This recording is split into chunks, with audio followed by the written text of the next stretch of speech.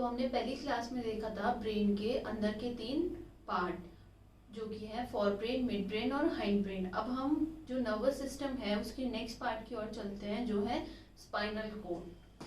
ठीक है, spinal cord यानी मेरू रज्जु। ठीक है, तो सबसे पहले हम इसके देखेंगे कि ये कहाँ पे प्रेजेंट होती है। तो हम सबसे पहले इसकी देखेंगे लोकेशन। ठीक है, तो जो हमारे ब्रेन का जो एंड पार्ट होता है मेडुला ऑब्लोंगेटा, वहां से रीढ़ की हड्डी स्टार्ट होती है, उसके अंदर प्रेजेंट होती है स्पाइनल कोड, जो कि एक पतली, खोखली और बेलनाकार संरचना होती है। तो ठीक है, इसके अंदर हम लिखते हैं सबसे पहले मस्तिष्क के अंतिम भाग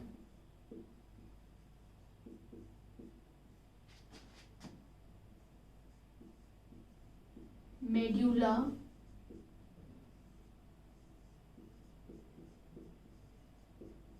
ऑब्लोंगेटा से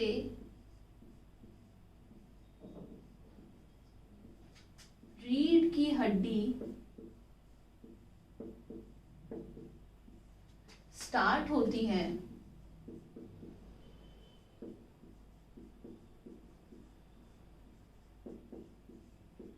जिसमें एक पतली, खोखली,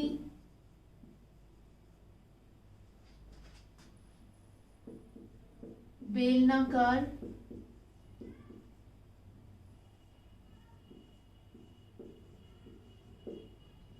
संरचना पाई जाती है, जिसे हम मेरुरज्जु कहते हैं। ठीक है, जो ब्रेन का एंड पार्ट है मेडुला ऑब्लोंगेटा, वहां से रीढ़ की हड्डी स्टार्ट होती है, जिसके अंदर स्पाइनल कोड प्रेजेंट होती है। ठीक है, अब हम इसकी बात करेंगे वर्क ऑफ स्पाइनल कोड। ठीक है, तो हम इसके कार्य को देखेंगे। जो इसका मुख्य कार्य है वो ये है कि ये सभी प्रतिवर्ती क्रियाओं को नियंत्रित करती है। तो ये सभी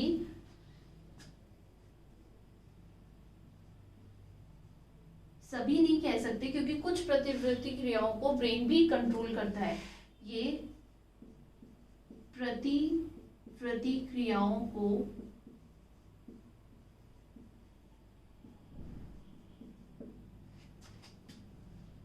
का नियंत्रण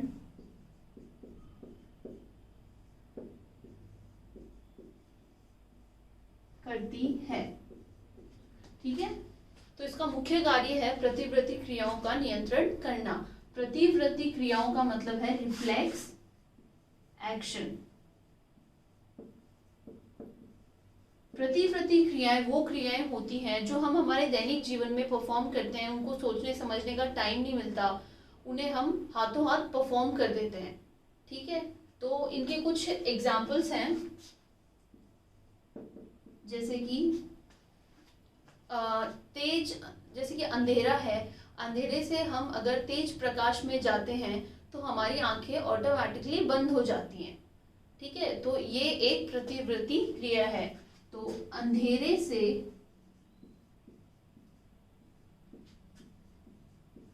तेज प्रकाश में जाना,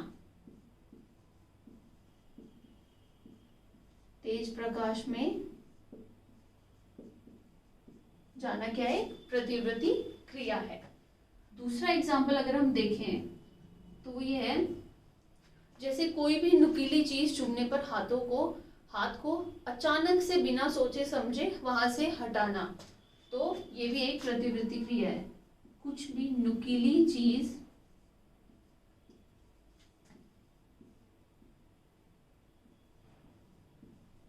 चुभने पर वहां से हाथ हटाना।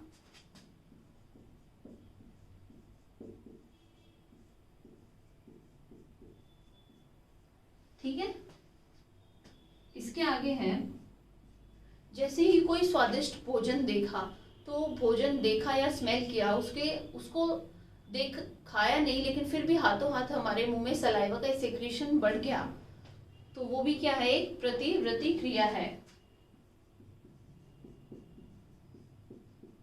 स्वादिष्ट भोजन को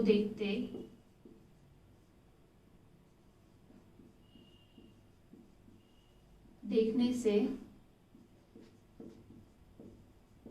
लार स्रावण का बढ़ना।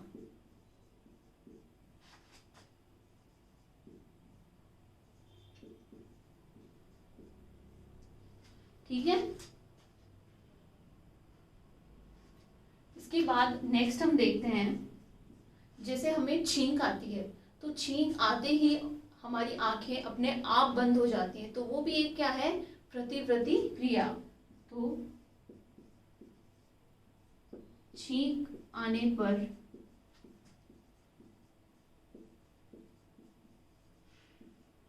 आंखें बंद होना।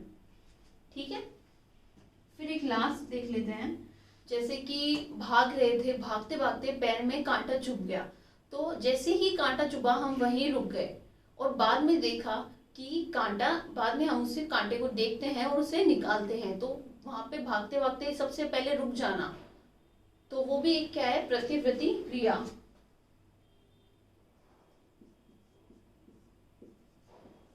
कांटा चुभते ही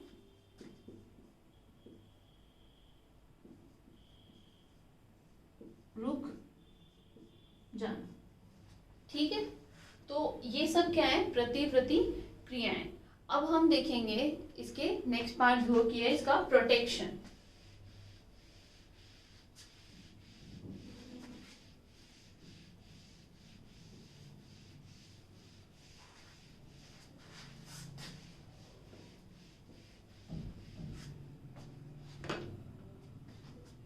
ठीक है, अब हम इसकी बात करेंगे प्रोटेक्शन की।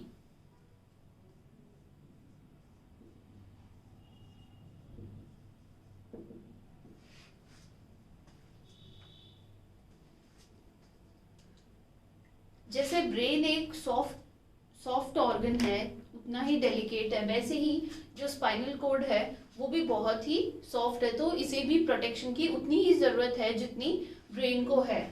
ठीक है, जैसे ब्रेन होता है वो क्रेनियम बॉक्स के अंदर होता है। ठीक है, जो बोन का एक आवरण होता है जिसे हम क्रेनियम बॉक्स कहते हैं, वैसे ही, और ये ब्रेन का एंड पार्ट है, यहां से निकलती है स्पाइनल कॉर्ड, तो ये भी एक हड्डियों के आवरण में प्रेजेंट होती है, जिसे हम कहते हैं रीढ़ की हड्डी या फिर मेरुदंड, इसे हम कहते हैं रीढ़ की हड्डी, जिसे हम कह सकते हैं मेरुदंड या फिर वर्टिब्रल कॉलम, इसे हम कहते हैं क्रेनियम बॉक्स,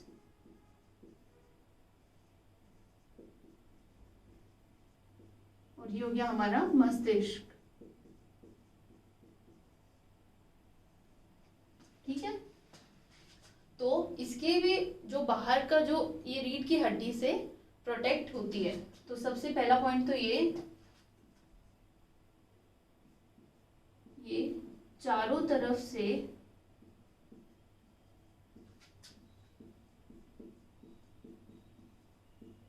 रीढ़ की हड्डी से ढकी हुई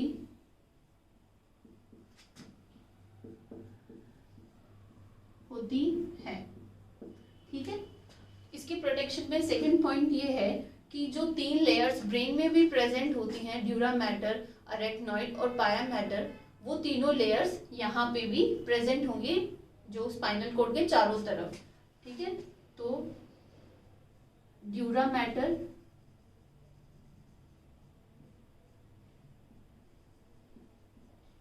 ड्यूरा मैटर, अरेक्नॉइड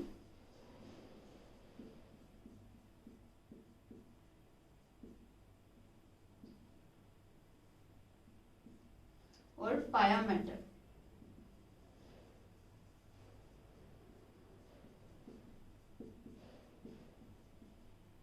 ये तीनों लेयर्स स्पाइनल कोड के अराउंड भी प्रेजेंट होंगी, ठीक है। और थर्ड पॉइंट ये है, जो सेरिब्रोस्पाइनल फ्लूइड यानी प्रमस्तिष्क मेरुद्रव्य जो होता है वो यहाँ पे भी प्रेजेंट होगा। सेरिब्रोस्पाइनल फ्लूइड, प्रमस्तिष्क मेरुद्रव्य वो यहाँ पे भी प्रेजेंट होगा। सेरिब्रोस्पाइनल फ्लूइड का मतलब ये सेरिब्रो मतलब ब्रेन में भी प्रेजेंट होगा और स्पाइनल मतलब स्पाइनल कोड के अराउंड भी ये प्रेजेंट होगा। इसके यहाँ पे भी तीन काम है। पहला तो प्रोटेक्शन, सुरक्षा प्रदान करना,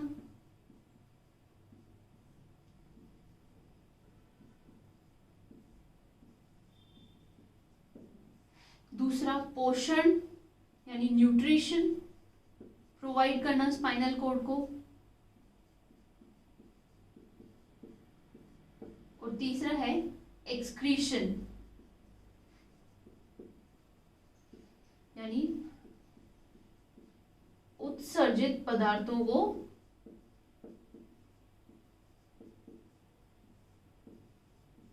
को बाहर निकालना।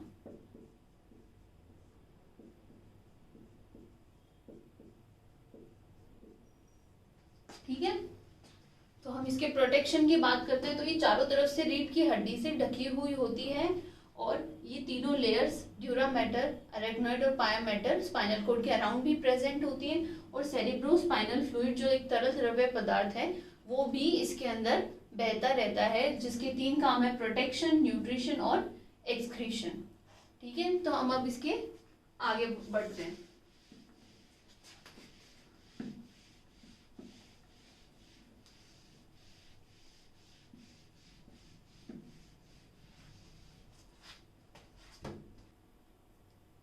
इसका जो नेक्स्ट पॉइंट है वो ये है कि ये बहुत ही सॉफ्ट और डेलिकेट होती है।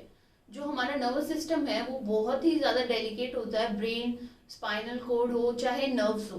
तो जो ब्रेन, स्पाइनल कोड या फिर चाहे वो नर्व्स हो, अगर इन तीनों में से किसी में भी डैमेज हो गया तो वो वापस से ठीक नहीं हो पाएगा, चाहे वो ब्रेन हो, चाहे स्पाइनल कोड हो या फिर चाहे नर्व्स हो। ठीक है, तो ये तीनों ही ऐसी चीजें हैं जिनके अंदर सबसे कम रीजनरेशन की पावर होती है।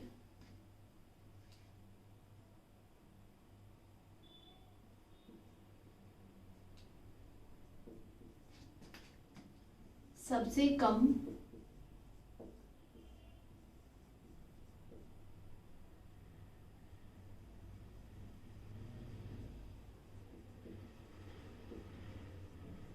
रीजनरेशन की पावर होती है। बाकी कोई भी चोट हो वो ठीक हो सकती है, लेकिन जो ब्रेन में या फिर स्पाइनल कोड में या फिर जो भी हमारी नर्व्स हैं, अगर उनमें कुछ भी डैमेज हो गया तो वो कभी भी ठीक नहीं हो पाएगा। अगर ठीक भी हो जाता है तो वो कम्प्लीटली कभी भी ठीक नहीं हो पाता है। जैसे कि किसी इंसान को पैरालिसिस हो गया तो जैसे कि उसकी मसल्स, जो मांसपेशियां हैं और जो नर्व्स हैं वो साथ में काम करना बंद कर देंगे, लेकिन कुछ टाइम बाद अगर पैरालिसिस ठीक भी हो गया तो मसल्स तो काम करना चालू कर देंगे, लेकिन वो नर्व्स कभी भी पूरी तरह ठीक नहीं हो पाएंगी। तो इसका ये मतलब है कि अगर कभी कुछ भी डैमेज हो जाता है तो वो कम्प्लीटली कभी भी ठीक नहीं हो पाता है।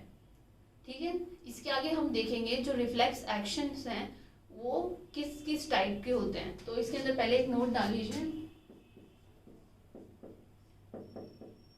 कि कुछ रिफ्लेक्स एक्शन ऐसे भी होते हैं जिनको ब्रेन कंट्रोल करता है। कुछ प्रतिवर्ती क्रियाओं का नियंत्रण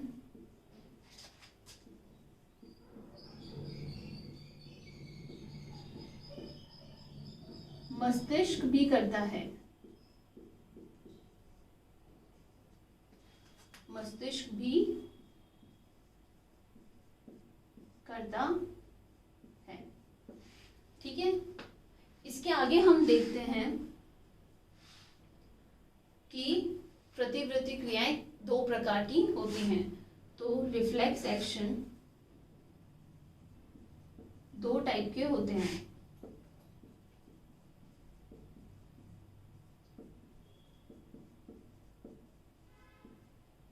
ठीक है, एक तो होते हैं जन्मजात और एक होते हैं जो हम सीखते हैं।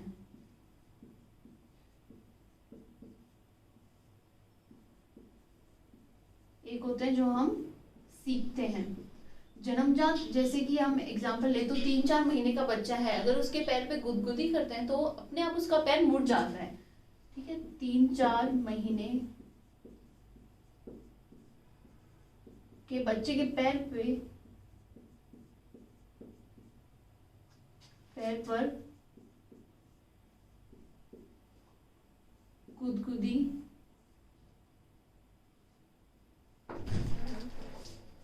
करने पर पैर मुड़ जाता है।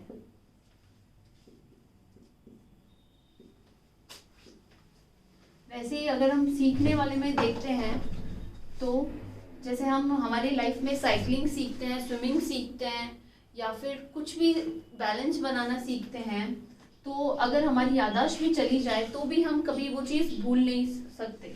जैसे कि हम स्विमिंग, साइकिलिंग और बॉडी बैलेंस, ठीक है, जैसे कि हमने तैरना सीख लिया, साइकिल चलाना सीख लिया, बॉडी को बैलेंस करना सीख लिया, अगर ये सब सीखने के बाद हमारी याददाश्त भी चली जाती है तो भी हम कभी ये तैरना, साइकिल चलाना और बॉडी बैलेंस कभी नहीं भूल पाएंगे। ये हमें अपने आप आ जाएगा। ठीक है, ये याददाश्त के बाद भी, याददाश्त जाने के बाद भी वैसी ही क्रियाएं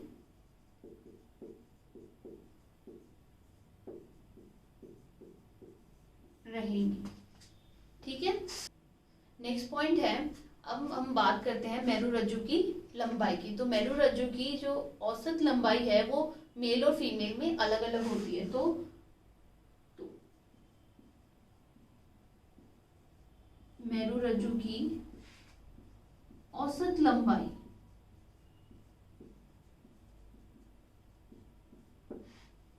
मेल में होती है लगभग 45 सेंटीमीटर और फीमेल में होती है 42 सेंटीमीटर। ठीक है, अगर हम इसे शुरू से देखें तो फिर होता है स्पाइनल कॉर्ड जो होती है, सबसे पहले हमने बात की इसके लोकेशन की। तो ये कहाँ होती है, ब्रेन का जो एंड पार्ट होता है मेडुला ऑब्लोंगेटा, वहां से स्टार्ट होती है रीढ़ की हड्डी यानी वर्टिब्रल कॉलम, उसके अंदर एक पतली, खोखली और बेलनाकार संरचना पाई जाती है जिसे हम स्पाइनल कॉर्ड कहते हैं। जो स्पाइनल कॉर्ड होती है वो हमारे सारे रिफ्लेक्स एक्शंस को कंट्रोल करती है, यानी प्रतिवर्ती क्रियाओं को कंट्रोल करती है। उसके बाद हमने उसके एग्जाम्पल्स देखे, जैसे कि अंधेरे में थे, वहां से तेज प्रकाश में गए तो आंखें बंद हो गई, आँख छींक आते टाइम आंखें बंद होना, बाकी सब हमने उसके एग्जाम्पल देखे। बाद में हमने बात की उसके प्रोटेक्शन की। तो प्रोटेक्शन के लिए वर्टिब्रल कॉलम इसके अराउंड प्रेजेंट होती है जो कि बोन्स की बनी हुई होती है, और इसके अराउंड भी वो तीनों लेयर्स प्रेजेंट होती हैं जो कि ब्रेन के अराउंड होती हैं, जो कि ड्यूरा मैटर, एरेक्नॉइड और पाया मैटर। और सेरेब्रोस्पाइनल फ्लूइड जो एक तरल द्रव्य पदार्थ है वो भी इसके अराउंड बहता ही रहता है। उसकी वजह से जो स्पाइनल कोड है उसको न्यूट्रिशन मिलता है, प्रोटेक्शन मिलता है, और बाकी जो एक्सक्रीशन भी होता है जाकि ताकि जो उत्सर्जित पदार्थ है उनको बाहर निकाल सके। ठीक है, उसके बाद हमने बात की कि इसके जो रीजनरेशन की पावर है वो इसके अंदर सबसे कम होती है। अगर कुछ डैमेज हो गया तो इसके अंदर कुछ भी वापस से कंप्लीटली पहले जैसा नहीं हो सकता। ठीक है, फिर हमने इसकी बात की कि कुछ प्रतिवृत्ति क्रियाओं का नियंत्रण मस्तिष्क भी करता है। ठीक है, फिर हमने बात की जो रिफ्लेक्स एक्शन होते हैं वो दो प्रकार के होते हैं, कुछ जन्मजात होते हैं, कुछ होते हैं जो हम सीखते हैं। जन्मजात वो होते हैं 3-4 महीने के बच्चे के पैर पे गुदगुदी करते हैं तो उसका पैर मुड़ जाता है, और जो सीखने वाले होते हैं जैसे हमने लाइफ टाइम में सीखी साइकिलिंग, स्विमिंग, या फिर हमने बॉडी बैलेंस या कुछ भी सीखा, अगर हमारी याददाश्त चली गई सीखने के बाद फिर भी हमें वो चीज़ें हमारे रूटीन में आ जाएंगी। अगर हम पानी में जाएंगे तो हम ऑटोमेटिकली तैर सकते हैं क्योंकि हमारे वो पहले से दिमाग में है। फिर हमने बात की इसकी लंबाई की, तो इसकी जो एवरेज लेंथ होती है मेल में होती है 45 सेंटीमीटर और फीमेल में होती है इसकी 42 सेंटीमीटर। तो अब हम बात करेंगे जो इसका नर्वस सिस्टम का थर्ड पार्ट है, नर्व्स यानी तंत्रिकाएं।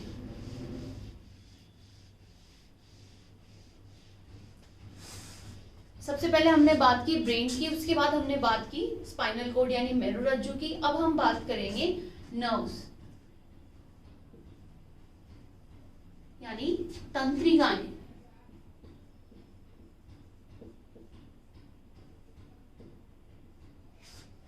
ठीक है, now we will see classification of nerves on the basis of work and their origin. अब हम नर्व्स का यानी तंत्रिकाओं का वर्गीकरण देखेंगे उनके कार्य और उनके उत्पत्ति के आधार पर। तो हम देखते हैं, तो हो गया उनका कार्य यानी उनके वर्क के आधार पर, और दूसरा होता है उनके उत्पत्ति के आधार पर यानी ओरिजिन। ठीक है, तो हम सबसे पहले बात करते हैं उनके काम की कि वो किस नेचर में काम करती हैं। सबसे पहले हमने पढ़ा जैसे सेंसरी नर्व्स यानी संवेदी तंत्रिकाएं, जो हमारे बाहर आउटर एनवायरनमेंट से जो संवेदनाओं को ब्रेन तक लेकर जाती हैं। तो सबसे पहले हो गई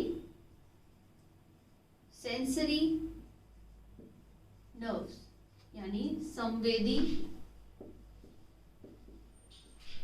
तंत्रिकाएं।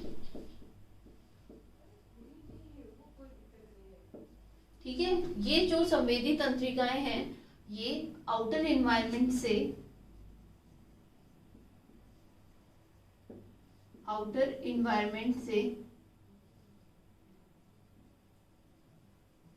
ब्रेन तक मैसेजेस को लेकर जाती हैं। ठीक है, उसके बाद हमने पढ़ा मोटर नर्व्स यानी प्रेरक या चालक तंत्रिकाएं। ये जो तंत्रिकाएं हैं ये ब्रेन से मैसेज को वापस लेकर आती हैं। ठीक है, फिर हम नेक्स्ट देखते हैं कुछ नर्व्स ऐसी होती हैं जो इन दोनों का काम करती हैं। Some nerves does the work of both, तो उन्हें हम कहते हैं मिक्स्ड नर्व्स यानी मिश्रित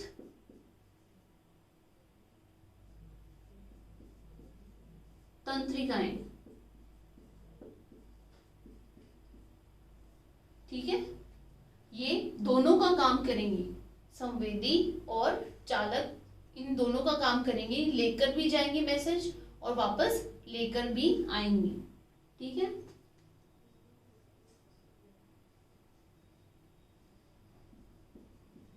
संवेदी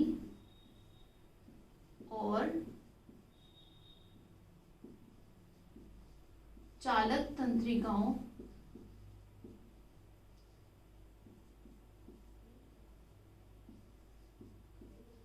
का काम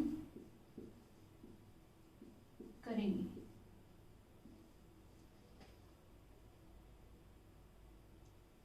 दोनों का काम करेंगी। संवेदी और चालक तंत्रिकाओं दोनों का काम करेंगी और उन तंत्रिकाओं को हम कहते हैं मिक्स्ड नर्व्स यानी मिश्रित तंत्रिकाएं। ठीक है, उसके बाद हम देखते हैं उसका क्लासिफिकेशन ओरिजिन के आधार पर। तो इसमें जो नर्व्स हमारे ब्रेन से ओरिजिनेट होती हैं यानी मस्तिष्क से जिनकी उत्पत्ति होती है उन्हें हम कहते हैं क्रेनियल नर्व्स यानी कपाल तंत्रिकाएं। तो जिनका ओरिजिन हमारे मस्तिष्क से होता है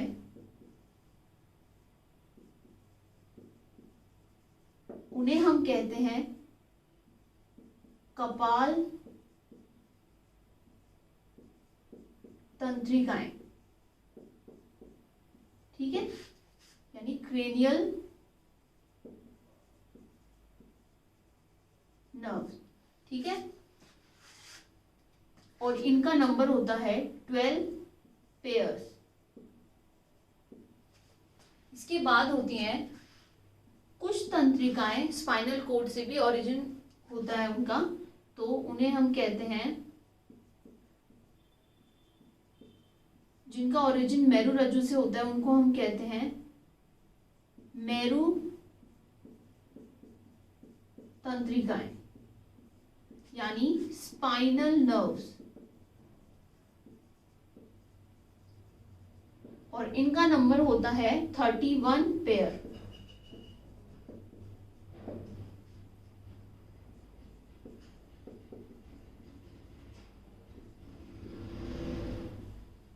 ठीक है, हमने देखी तंत्रिकाएं। तंत्रिकाओं का हमने क्लासिफिकेशन देखा जिसके अंदर सबसे पहले हम देखते हैं उसके कार्य के आधार पर, जो कि होती है सेंसरी, जो आउटर एनवायरनमेंट से मैसेजेस को ब्रेन तक लेके जाती है उन्हें हम कहते हैं सेंसरी, और जो ब्रेन से वापस मैसेज लेकर आती है उन्हें हम कहते हैं मोटर नर्व्स, और जो दोनों का काम करती है उन्हें हम कहते हैं मिक्स्ड नर्व्स या मिश्रित तंत्रिकाएं।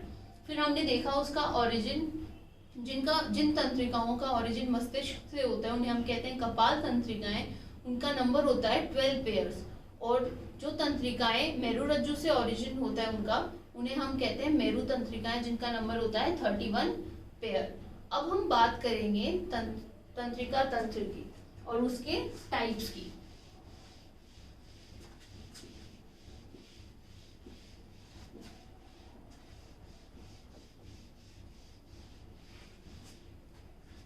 अब हम बात करेंगे तंत्रिका तंत्र और उसके दो टाइप की।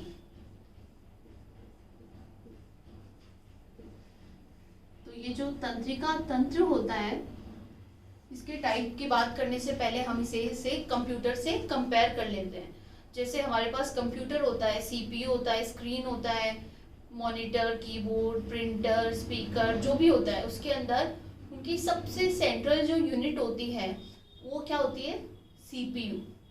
ठीक है, और बाकी जो स्क्रीन होता है, मॉनिटर, स्क्रीन या फिर जब स्पीकर, कीबोर्ड, माउस, बाकी जो भी होता है स्क्रीन, सीपीयू के अलावा जो भी होता है वो सब क्या होती है उसकी पेरिफेरल डिवाइस यानी परिधीय डिवाइस। ठीक है, उसी के आधार पर हम देखते हैं जैसे हमारा जो तंत्रिका तंत्र है उसका जो मेन सीपीयू जिसे हम बोल सकते हैं वो क्या है, हमारा ब्रेन और स्पाइनल कॉर्ड। तो उसी के देखते और जो हमारी जो एसेसरी जो है साइड की जो परिधीय डिवाइसेस हैं वो हमारे अंदर क्या है, तंत्रिकाएं। तो हम उसे देखते हुए हम इसके दो टाइप होते हैं।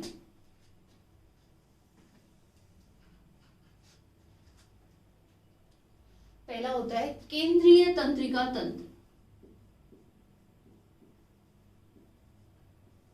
केंद्रीय तंत्रिका तंत्र यानी central nervous system, central nervous system. ठीक है, इसे हम कह सकते हैं सीएनएस। इसके अंदर जो सेंट्रल यूनिट होती है हमारे इसके अंदर वो होती है ब्रेन और स्पाइनल कोड।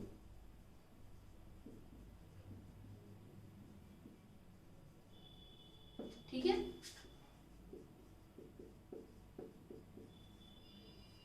अब हम बात करते हैं परिधीय तंत्रिका तंत्र की।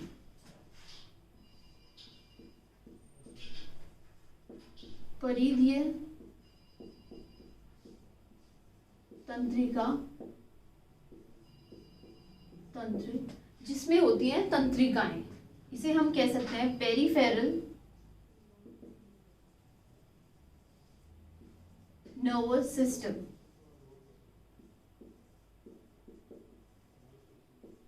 ठीक है, इसके अंदर होती है तंत्रिकाएं जो कि होती हैं सेंसरी या फिर मोटर। सेंसरी यानी संवेदी तंत्रिकाएं,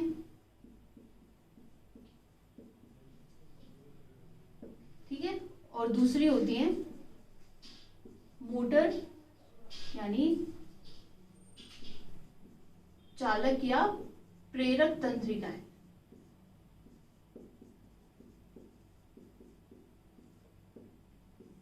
ठीक है, जो पेरिफेरल नर्वस सिस्टम होता है उसके अंदर होती है एक तो सेंसरी तंत्रिकाएं और एक होती है मोटर तंत्रिकाएं।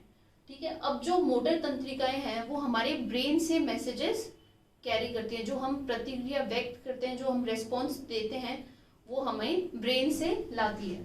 तो ये ब्रेन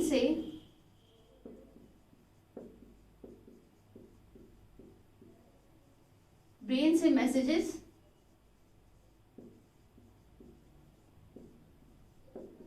कैरी करती है। ठीक है, अब जब ये ब्रेन से मैसेज कैरी करती है तो फिर ये लेकर आती है एक तो ऐच्छिक और एक होते हैं अनैच्छिक मैसेज। जो हमारे वॉलंटरी मैसेज होते हैं जो हम चाहते हैं, एक तो वो होते हैं, एक होते हैं जो अनैच्छिक होते हैं। तो हम एक होती है अनैच्छिक,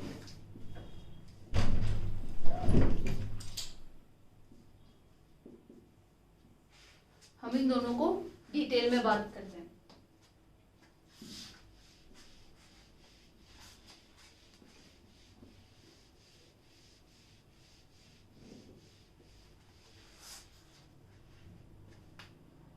ठीक है, जैसे प्रेरक या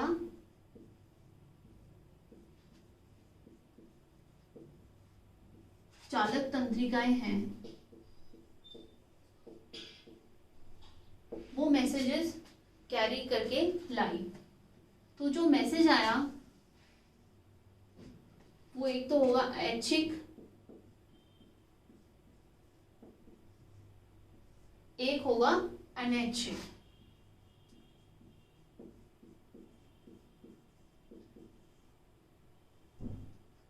यानी एक तो हमारी विल के अकॉर्डिंग होगा, दूसरा हमारी विल के अकॉर्डिंग नहीं होगा। तो जैसे हमारे हाथ पे चींटी चल रही है, हमने उसको हटा दिया तो वो किसके अंडर आएगा? ऐच्छिक के अंडर। वे तंत्रिकाएं जो हमारी ऐच्छिक प्रतिक्रियाओं का निर्धारण करती हैं वे सब मिलकर एक तंत्रिका तंत्र बनाती हैं जिसे हम कायिक तंत्रिका तंत्र कहते हैं या फिर सोमैटिक नर्वस सिस्टम कहते हैं। तो वे तंत्रिकाएं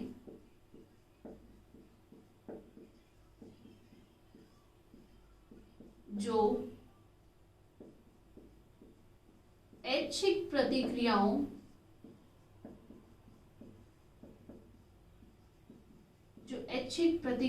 का निर्धारण करती है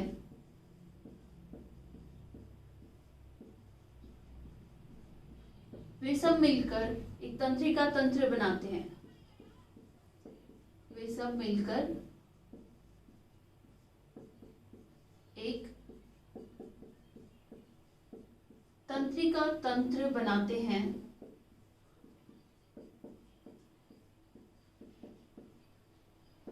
जिसे हम कायिक तंत्रिका तंत्र कहते हैं।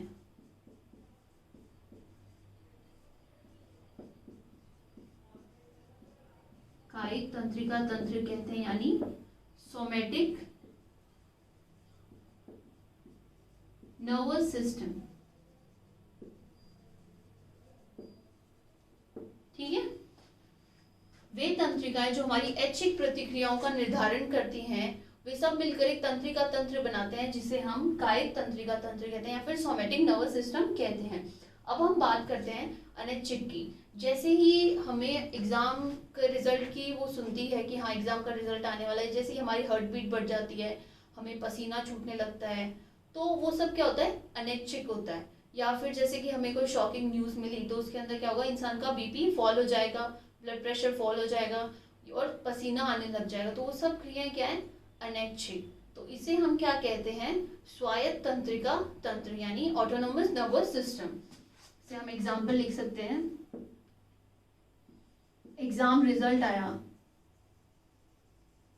वैसे ही क्या हुआ, हार्ट बीट यानी हृदय की धड़कन तेज हो गई, पसीना आने लग गया, ठीक है, तो ये क्या, ऑटोनोमस, ये अनैच्छिक होगा।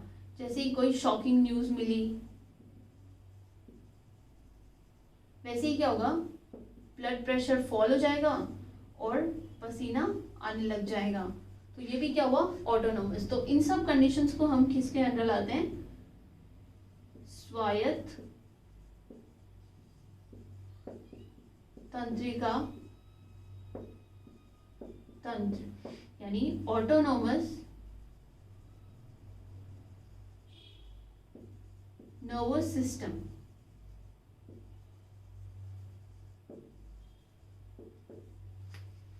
ठीक है, तो हमने सबसे पहले बात की नर्वस सिस्टम, नर्व्स के क्लासिफिकेशन की, जिसके अंदर हमने उसके बात की वर्क की, कार्य के आधार पर सेंसरी, मोटर और मिक्स नर्व्स।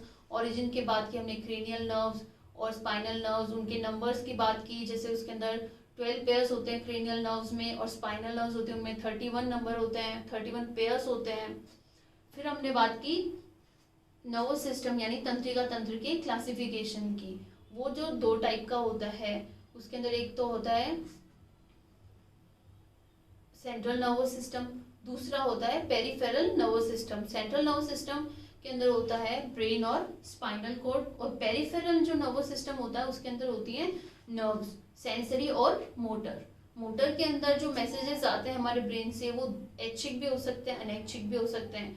तो उसके आधार पर हमने बात की, अगर वो ऐच्छिक यानी हमारे वॉलंटरी एक्शंस के अंडर होते हैं तो उन्हें हम कहते हैं सोमैटिक नर्वस सिस्टम, और अगर वो इनवॉलेंट्री होते हैं तो उन्हें हम कहते हैं ऑटोनोमस नर्वस सिस्टम। ठीक है, इसके आगे हम बात करेंगे न्यूरॉन की। अब हम बात करेंगे न्यूरॉन के बारे में, जो क्या है, तंत्रिका तंत्र की क्रियात्मक एवं संरचनात्मक इकाई। Structural and functional unit of nervous system is neuron.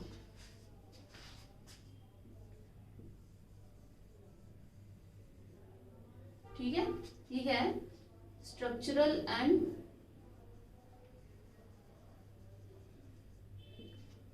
Functional unit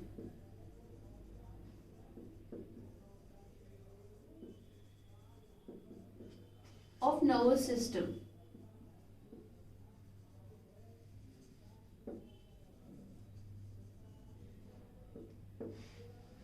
क्रियात्मक एवं संरचनात्मक इकाई, क्रियात्मक एवं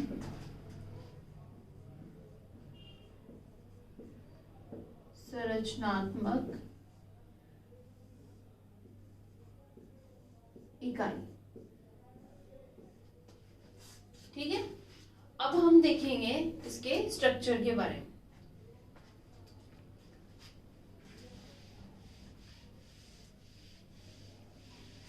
तो जो न्यूरॉन का जो स्ट्रक्चर होता है वो 3 पार्ट्स में डिवाइड होता है। सबसे पहला होता है सेल बॉडी और साइटोन, फिर होता है एक्सॉन, फिर होता है डेंड्राइट्स। तो हम इसके 3 स्ट्रक्चर्स देखेंगे। सबसे पहला है सेल बॉडी और साइटोन, ठीक है, फिर होता है एक्सॉन, और थर्ड पार्ट है डेंड्राइट्स।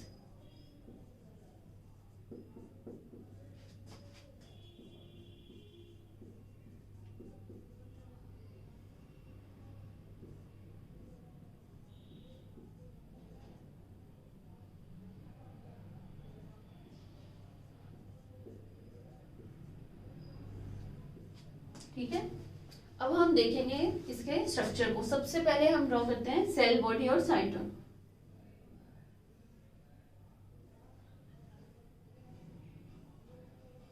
ठीक है, ये इसकी मेन सेल बॉडी है।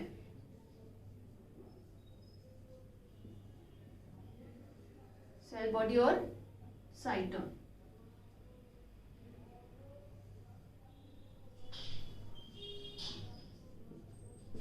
ठीक है, इसके अंदर होगा एक न्यूक्लियस जिसे हम कहते हैं केंद्रक।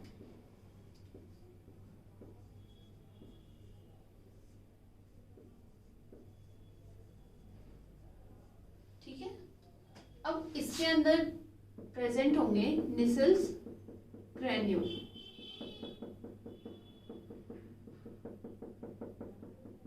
निसल के कण।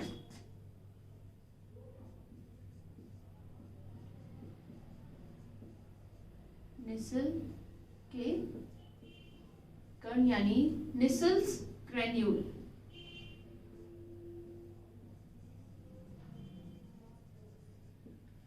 ठीक है, जैसे हमारी नॉर्मल सेल होती है उसके अंदर राइबोसोम क्या करता है, प्रोटीन सिंथेसिस, लेकिन यहाँ पे प्रोटीन सिंथेसिस कौन करता है, निसल्स ग्रेन्यूल।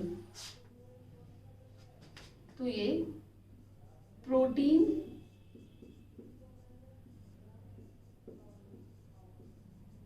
संश्लेषण में सहायक, that is their site of protein synthesis, site of protein synthesis। ठीक है, इसके अंदर प्रेजेंट होगा माइटोकॉन्ड्रिया, इसे हम कहते हैं माइटोकॉन्ड्रिया।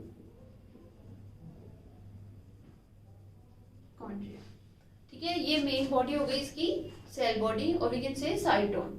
ठीक है, यहाँ से जो इनके एंड पार्ट है यहाँ से बहुत सारी ब्रांचेस निकलेंगी जिन्हें हम कहते हैं डेंड्राइट्स।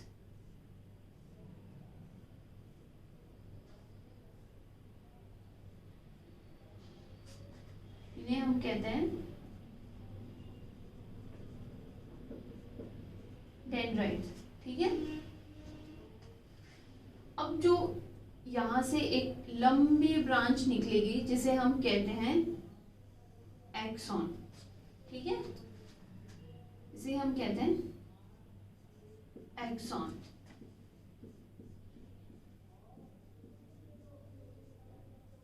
ठीक है, एक्सॉन क्या होगी, एक लंबी ब्रांच निकलेगी जिसके जो एंड पार्ट होते हैं वो स्वॉलन होता है। ठीक है, ये एक्सॉन एंड हो गया।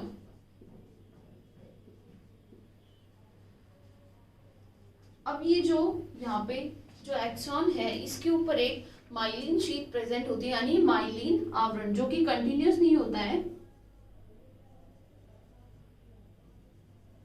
इस तरीके से माइलिन शीट एक्सॉन के ऊपर प्रेजेंट होगी।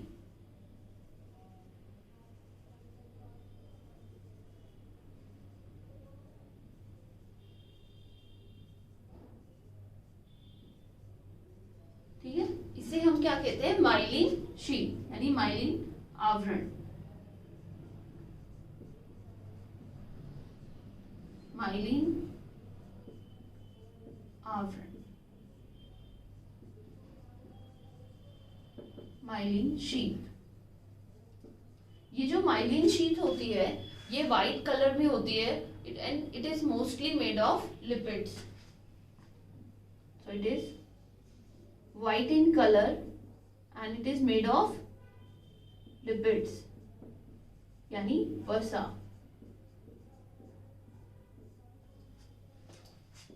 ठीक है, तो हमने इसके स्ट्रक्चर को देखा। अब ये जो एंड पार्ट है यहां से क्या होगा, वापस एक न्यूरॉन स्टार्ट होगा जिसके यहाँ पे डेंड्राइट्स होंगे। तो इसका ये जो गैप है दो न्यूरॉन्स के बीच का और इनके बीच में जो कनेक्शन होता है उसे हम क्या कहते हैं, सिनेप्स। उसे हम कहते हैं सिनेप्स। सिनेप्स क्या होता है, दो एडजेसेंट न्यूरॉन्स के बीच का रिलेशन या उनके बीच का कनेक्शन, ठीक है, उसे हम कहते हैं synapse. Relation between two adjacent neurons.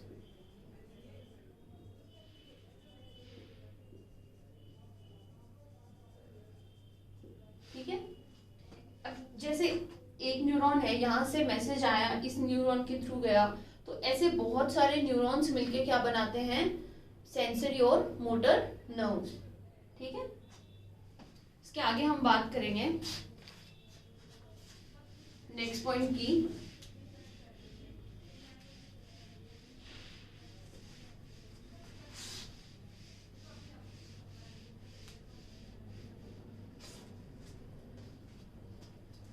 इसके अंदर जो नर्व्स थी, उसके अंदर जो बहुत सारी नर्व्स होती हैं वो मिलकर के बनाती है सेंसरी और मोटर नर्व्स, जो कि मैसेज कंडक्ट करती हैं। अब वो मैसेज की जो स्पीड होती है, कैसे इंक्रीज होती है, कैसे स्लो होती है, वो हम देखते हैं।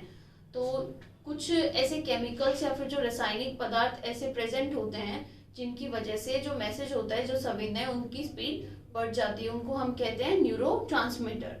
ठीक है, तो हम लिख सकते हैं कुछ रासायनिक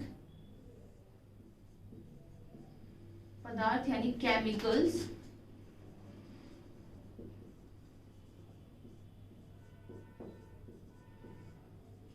होते हैं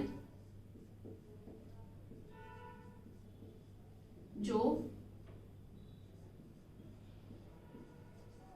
मैसेज की गति को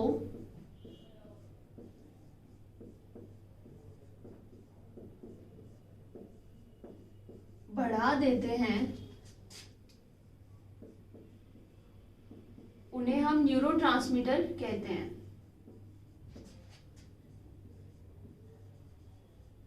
न्यूरो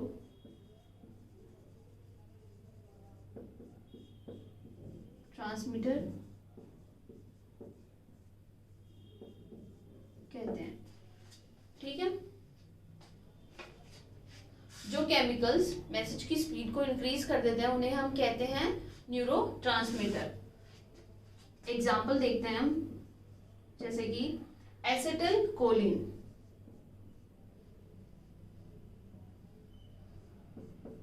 एसिटिल कोलिन। दूसरा है एपिनेफ्रिन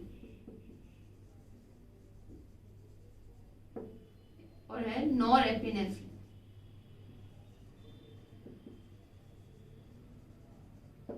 ठीक है, ये 3 न्यूरोट्रांसमीटर ऐसे हैं जो कि मैसेज की स्पीड को इंक्रीज कर देते हैं। सिनेप्स पर नर्व प्रोपगेशन को जो स्लो डाउन करते हैं उन्हें हम कहते हैं न्यूरो इनहिबिटर। तो हम लिखेंगे सिनेप्स पर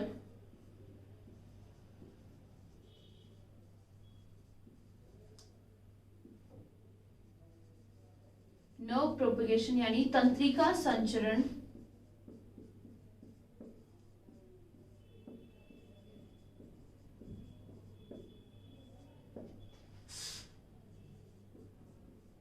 को स्लो करने वाले को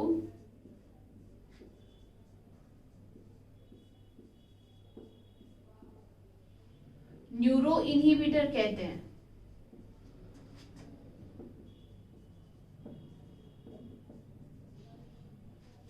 यानी तंत्रिका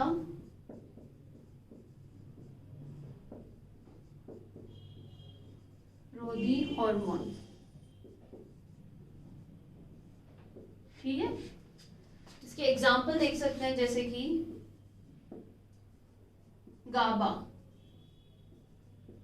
gamma aminobutyric acid, gamma amino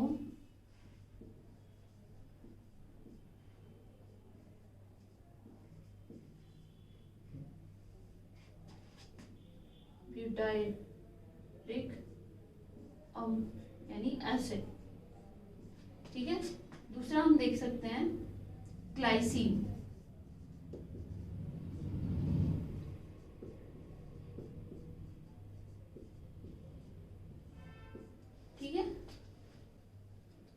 हमने देखा जो सिनेप्स पर नर्व प्रोपगेशन की स्पीड को इंक्रीज करते हैं उन्हें हम कहते हैं न्यूरोट्रांसमीटर, जो कि एग्जाम्पल देख सकते हैं उनके एसिटिलकोलिन, एपिनेफ्रिन और नॉरएपिनेफ्रिन। और जो सिनेप्स पर नर्व प्रोपगेशन तंत्रिका संचरण की स्पीड को स्लो करते हैं उन्हें हम कहते हैं न्यूरो इनहिबिटर, जो कि है गाबा और ग्लाइसिन। ठीक है, तो हमने देखा कि न्यूरोट्रांसमीटर और न्यूरो इनहिबिटर जो होते हैं वो मैसेज की स्पीड को स्लो और फास्ट कर सकते हैं। ठीक है, अब हम देखेंगे कि ये तो मैसेज की स्पीड को स्लो और फास्ट कर सकते हैं, लेकिन मैसेज यानी नर्व प्रोपगेशन होता किसकी वजह से है? वो होता है दो आयंस की वजह से। वो कौन से हैं? सोडियम और potassium, sodium and potassium ions. तो इन दोनों आयनों की वजह से क्या होता है? Nerve propagation.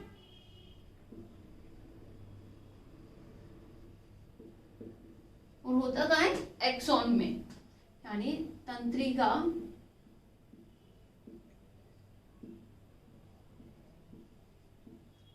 संचरण। ठीक है, तो ये जो दोनों आयंस हैं ये नर्व प्रोपगेशन में इंपॉर्टेंट रोल प्ले करते हैं, यानी तंत्रिका संचरण में इंपॉर्टेंट रोल है इनका। इन दोनों आयंस का जो मूवमेंट होता है वो अंदर बाहर होता रहता है, जिसकी वजह से नर्व प्रोपगेट होती है। ठीक है, अब हम इसका नेक्स्ट पार्ट देखेंगे जो है ऑटोनोमस नर्वस सिस्टम, यानी स्वायत्त तंत्रिका तंत्र।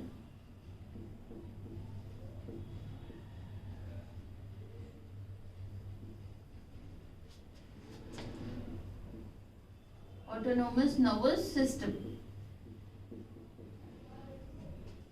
यानी स्वायत्त तंत्रिका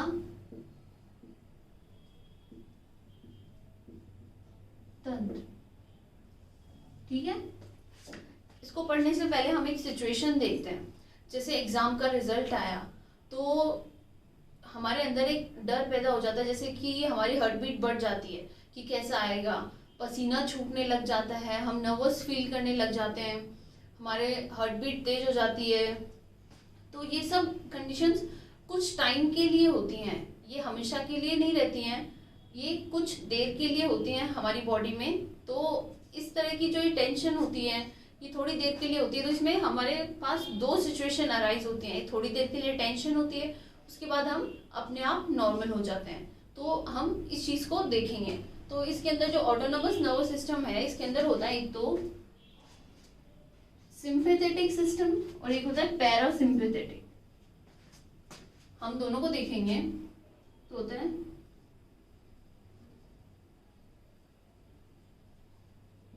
सिंपैथेटिक यानी अनुकंपी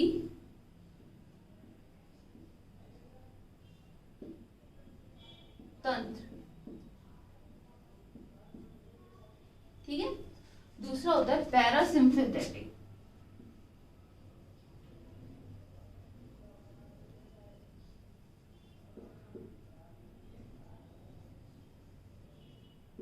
यानी प्रानुकंपी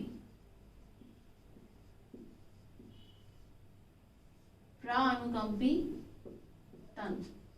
ठीक है, अब जैसे हमने देखा कि कोई इमरजेंसी कंडीशन आ गई, उस टाइम जो भी हमारे बॉडी में चेंजेस होते हैं तो वो कौन कराता है? सिंपैथेटिक। ठीक है,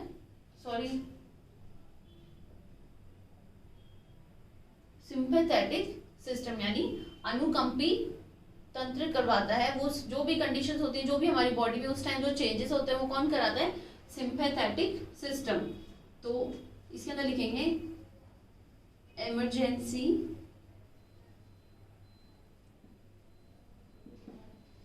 कंडीशन यानी आपातकालीन स्थिति में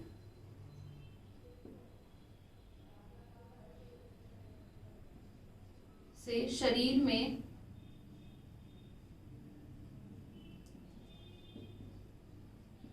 होने वाले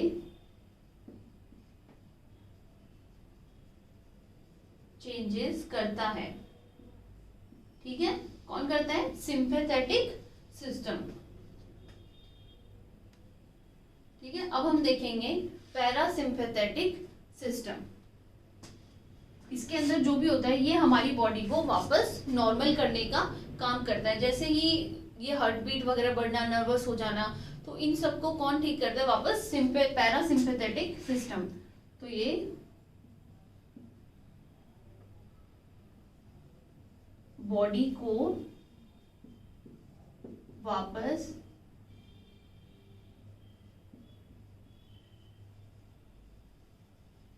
नॉर्मल कंडीशन में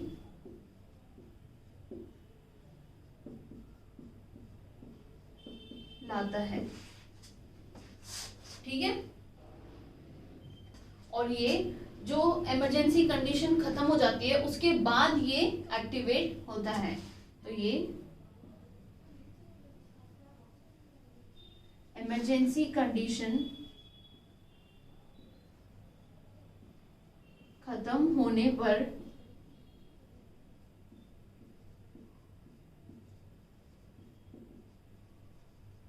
एक्टिवेट होता है।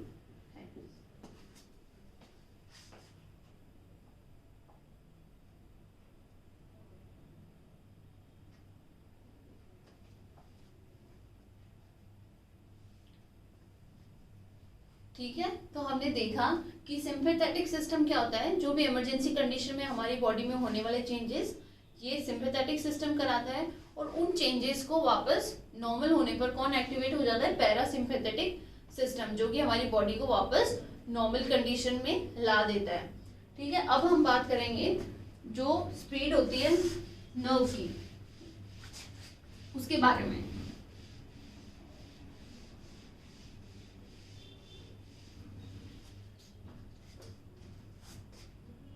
तो हम देखेंगे स्पीड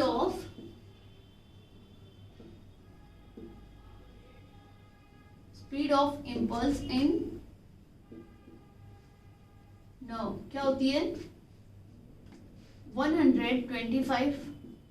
125 से लेके 200 मीटर पर सेकेंड।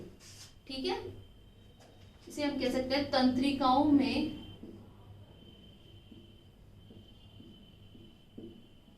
आवेगों की गति।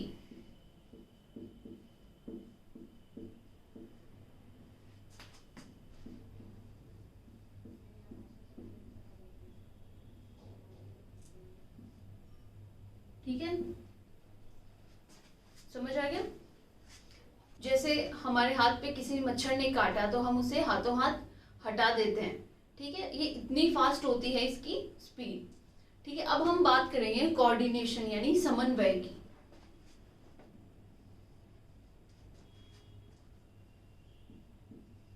ये इस टॉपिक का लास्ट है, यानी कोऑर्डिनेशन।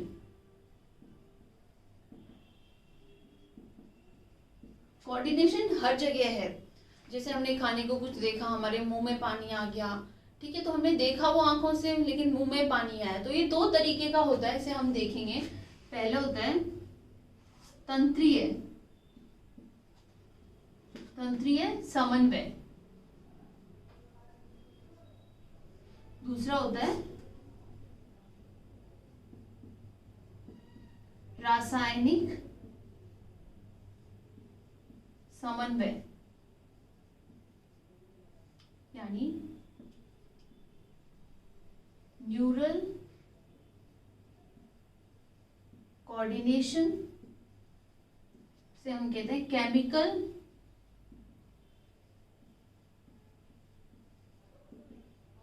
कोऑर्डिनेशन। ठीक है,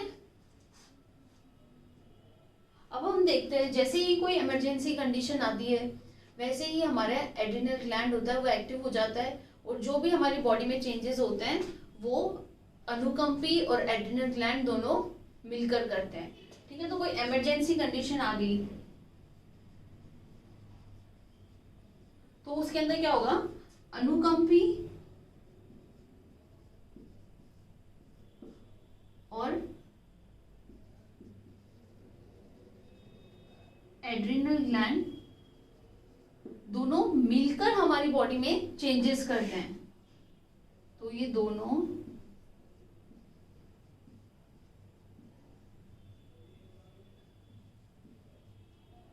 मिलकर हमारी बॉडी में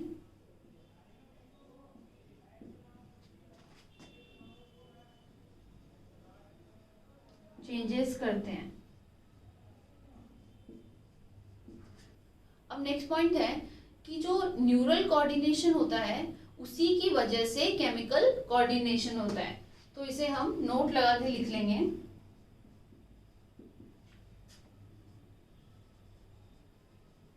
न्यूरल कोऑर्डिनेशन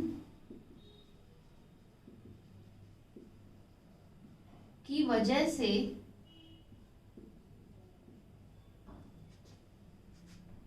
केमिकल कोऑर्डिनेशन होता है।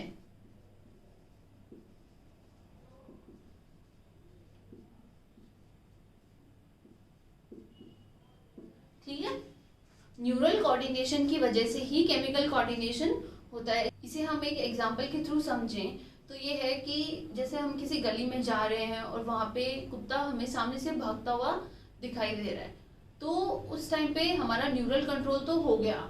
उसी टाइम पे हमारे पास दो सिचुएशंस होंगी, जैसे कि एक तो भाग जाना, वहां से भागना, और दूसरा होता है कुत्ते की तरफ पत्थर मारना। ठीक है, अगर हमने पत्थर मारा वो फिर भी नहीं रुका, फिर भी भागता हुआ आ रहा है, तो हम क्या करेंगे, वहां से भागेंगे। और भागने के लिए हमारी बॉडी को क्या चाहिए होगी, एनर्जी। तो वो एनर्जी हमें कौन प्रोवाइड करेगा, एड्रिनल ग्लैंड। ठीक है, तो इसलिए हम देखेंगे कि जो न्यूरल कंट्रोल है वो हमारी आंखों से हो गया। ठीक है, और जो केमिकल कंट्रोल होगा वो एड्रिनल ग्लैंड हमें प्रोवाइड कराएगा। ठीक है, तो इसीलिए हमने कहा कि जो न्यूरल कोऑर्डिनेशन होता है उसी की वजह से केमिकल कोऑर्डिनेशन होता है। ठीक है, तो इसके साथ हमारा ये चैप्टर होता है कंप्लीट।